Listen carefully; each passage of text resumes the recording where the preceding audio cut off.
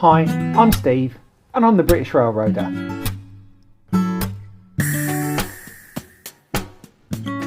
Today I want to show you my new N-Gauge layout that I've been building since before I started the channel. It had always been my intention to take you through the building of the layout as my channel developed, but unfortunately I got a little bit ahead of myself and I started before I had all the equipment in place to start recording.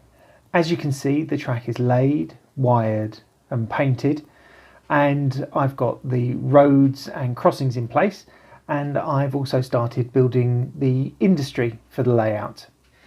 Sometimes it's just not practical to demonstrate some of the things that I'm doing as they're being done on the layout.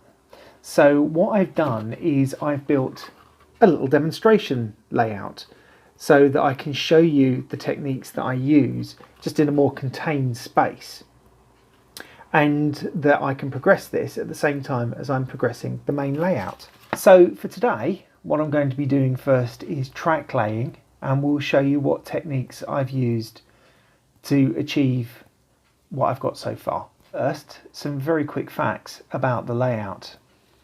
The board is a reuse of one that I built a while back. It's 6mm MDF on a softwood frame, and I split the old board lengthways, bolted it together and strengthened the back. I now have a board that's about 5'4" inches long, which is about 152 centimetres, by 8¼ inches wide, about 24 or 25 centimetres. This has been topped with 1 centimetre thick foam that I got from the art shop, and that was glued on with wood glue.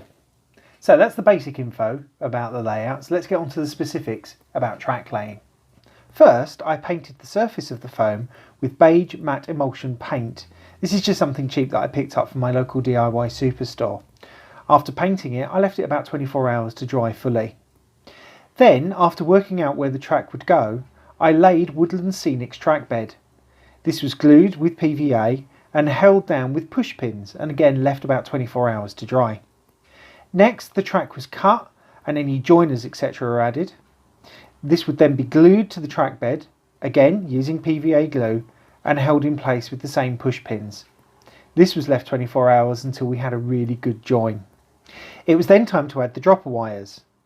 I'll go into the wiring of the layout in a later video, but just for these purposes, some holes were drilled next to the rails, lengths of wire were cut, stripped, tinned, and then soldered to the rail side. This is where I normally melt some sleepers, but in this case I didn't do too badly. Lastly, the track was painted. Now, I've always done this by hand before, but I'm just starting to learn how to use an airbrush, and so I thought this would be the perfect opportunity to have a go. So I've used Humbrol Enamel number 173, which is matte track grime colour. It's been suitably thinned, but any grimy brown paint will do, as long as you thin it properly for an airbrush, but if not, you can hand paint it on.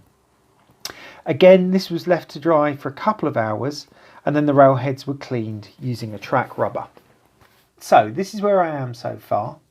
In the next video, we're going to be looking at the crossings and the roads and how to fit them and how I make my road surfaces. Please leave a like if you found this video useful, and please feel free to subscribe to my channel. There will be more content coming soon.